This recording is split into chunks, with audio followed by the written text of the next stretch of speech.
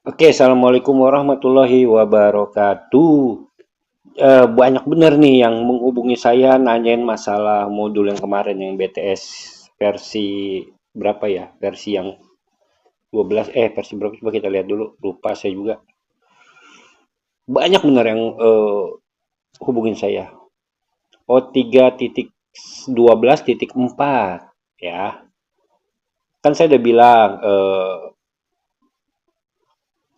modul ini unlock-annya sudah dipesan, sudah dibayar, saya sudah dibayar dengan teknik saya menggunakan ganti intens ya caranya. Intent itu apa? Jadi kode yang memanggil halaman login saya ubah, kita rubah untuk langsung membuka halaman utama. Bisa juga dengan cara menghapus pemanggilnya dalam login itu. Nah, saya kan sudah bilang kalau setiap aplikasi itu tentu bugsnya itu pasti bukan cuma satu, bisa banyak. Aplikasi besar sekelas Grab yang IT-nya puluhan, yang dimana setiap orang pegang satu keamanan, mungkin bisa setiap orang pegang satu metode, pegang satu pekerjaan seperti yang UI-nya yang megang siapa, back-end-nya yang megang siapa, keamanan jaringan yang megang beda lagi gitu. Itu aja mereka udah kerja masing-masing aja, kita masih bisa menemukan bugs-nya ya. Masih bisa aja kejebolan. Apalagi kalau cuma aplikasi yang buat perorangan gini pasti banyak celahnya. Nah, ini saya buatin video. Kita buka unlock-annya lewat cara lain. Saya mau jelasin di sini. Ini spesial buat teman-teman nih. Silakan dicoba. Jadi kita akan unlock ini aplikasi dengan cara metode. Kalau nggak gini dah, saya jelasin sedikit dah. Metode-metode yang biasa saya pakai untuk mencari bug satu unlock-annya ya. Ini saya jelasin sedikit dah biar teman-teman paham. Baru kita langsung ke eksekusi. Kita unlock ini aplikasi ya. Oke teman-teman. Jadi untuk melakukan sebuah teknik reverse engineering atau biasa kita kenal unlock lah ya. Saya umumnya tuh pakai sebenarnya banyak ya, tapi saya umumnya pakai 4 cara nih yang saya selalu coba untuk mencari gitu kan. Yang pertama itu saya menggunakan teknik yang namanya ubah nilai return atau paksa booleannya menjadi true. Caranya seperti apa? Yang penting teman-teman tahu dulu nih tipe-tipenya nih yang saya pakai. Terus ada juga dengan cara go to, yaitu memaksa lompatan. Maksudnya apa sih go to memaksa lompatan? Nah, cara kerjanya adalah menggunakan lompatan tanpa syarat atau langsung menuju ke label yang diinginkan, seperti merubah if equijet, ifness atau ifni. Equijet kan nilainya kalau 0 gitu kan, berarti kan false salah. Kita ganti jadi ifness atau ifni gitu. Terus ada teknik lagi namanya NOP. NOP itu adalah NOP operation. Cara kerjanya dia itu cuma ganti instruksi yang kita nggak mau tuh, yang kita nggak inginkan, dengan memberikan teks atau no operation, jadi instruksi yang tidak melakukan apa-apa. Jadi nanti kode-kode di bawahnya no itu tidak dieksekusi. Terus ada lagi teknik namanya ubah arah tujuan atau ubah if condition lah. Logikanya kita balik. Seperti misalnya dia kasih perintahnya if equijet, jika nilainya 0, kita ganti jadi if nest jika nilainya 1 gitu. Jadi ada 4 cara ini yang biasa saya pakai gitu teman-teman. Nah, di aplikasi modul BTS ini kita pakai cara yang mana? Oke, kita langsung mengeksekusi. Tapi teman-teman sebenarnya kalau mau terus belajar, saya juga masih belajar untuk unlock sebuah aplikasi, apapun itu aplikasinya. Kalau kita paham alur, kita tahu kemana kita harus melangkah. Seperti teman-teman ini ada folder aset, ini buat apa? Folder lib ini buat apa? Fungsinya apa? Kok ada meta info? Ini emang berpengaruh ke yang lain. Terus ada REST. Fungsinya apa ya REST? Terus ada Android manifest, class deck, rescues. Semuanya itu teman-teman paham dulu nih. Maksudnya dia apa, kenapa dia mesti ada, dan dia berhubungan kemana. Pelajari dulu ini dengan memahami alur-alur ini, kita minimal punya logika untuk berpikirlah untuk melangkah pertama aplikasi ini kita unlock dari mana mulainya ya. Bahwa sistem itu dia selalu bekerjanya tuh berurutan, dibaca dari atas sampai bawah, kecuali manifest ini kan isinya perizinan aplikasi, dia nggak baca urut dari atas terus baca ini bawah, terus baca ini bawah, enggak, dia random tapi dia tahu mana yang harus dia eksekusi awal. Sistem lebih tahu, perangkat Android ini tahu dia mana dulu yang dia baca, perizinan mana dulu yang diizinkan. Setelah dia mengeksekusi sini, baru dia masuk ke kelas deck. Nah, di kelas deck itu dia baca berurut setiap metode.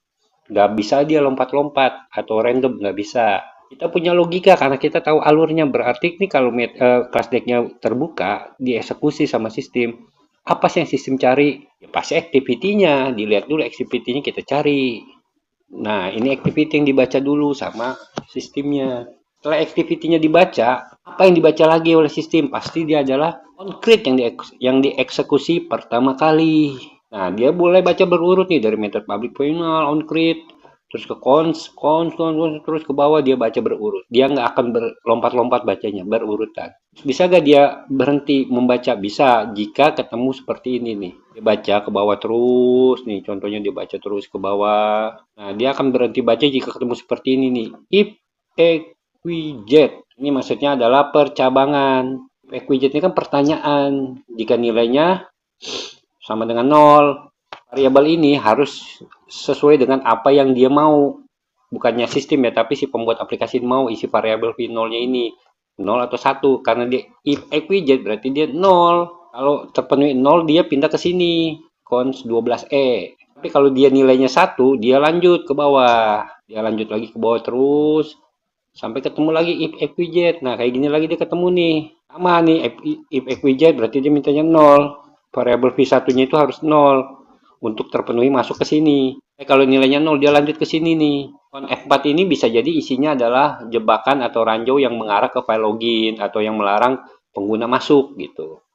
Tapi kalau dia nilai terpenuhi jadi 1, dia lanjut lagi ke bawah baca terus gitu loh teman-teman ya. Jadi alurnya kayak gitu. Nah, setelah kita ketemu on-create, kita cari pertanyaan yang berhubungan dengan file login itu biasanya tipe data jet bolehan. Pertanyaan yang bisa kita manipulasi, kita cari aja data bolehannya di mana. Nah, ini ada jet nih, tipe data jet itu pasti boolean. Bukannya pasti, memang itu boolean tuh tipe datanya jet ya. Setelah dia jalan terus dari atas sampai bawah sampai ketemu dia nih. Nah, di sini dia kena lagi if equijet. Jadi kalau dia nilainya 0, dia ke D6 nih.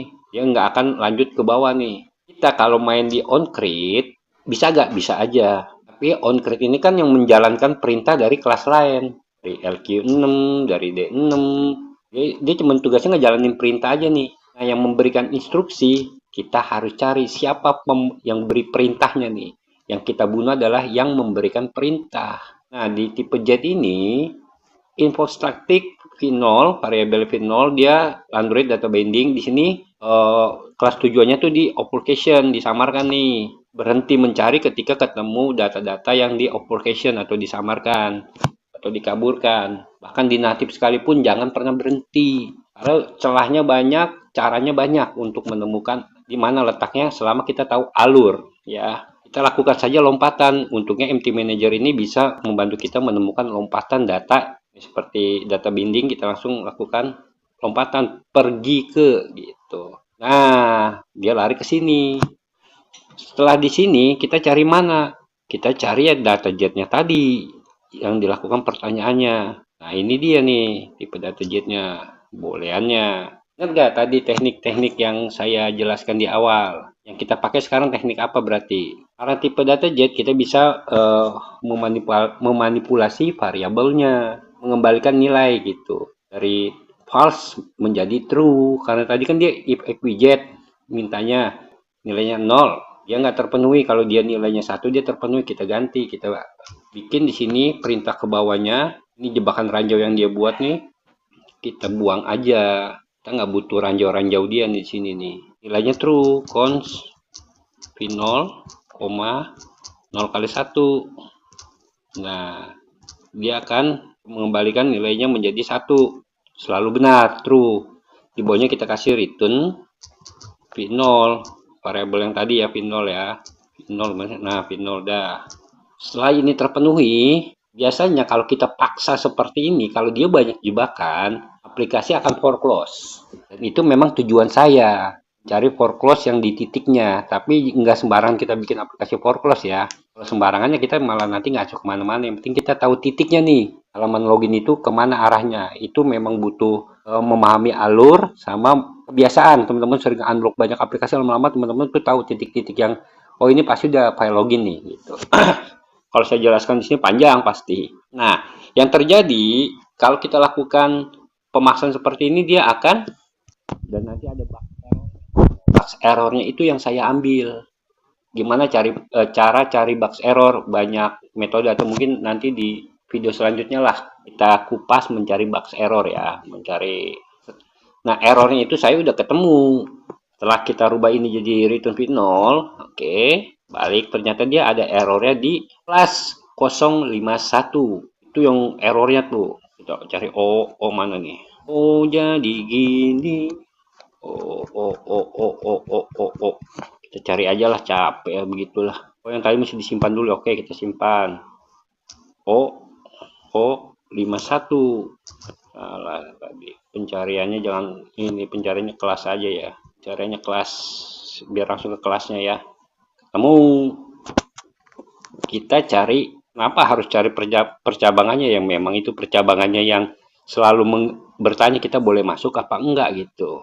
Mana ya percabangannya? Saya lupa di sini di mana ya. Si pencarian nih, pencarian kita cari aja if strip cari di mana. Nah, saya sudah menemukannya di cons 41 mana ya. Nah, ini kok Bang kok bisa lu langsung yakin di sini? Gimana jelasinnya? Karena di box errornya itu mengarahnya ke sini gitu loh. Box satunya ini nih. Tadi ingat ya kita ada beberapa teknik ya.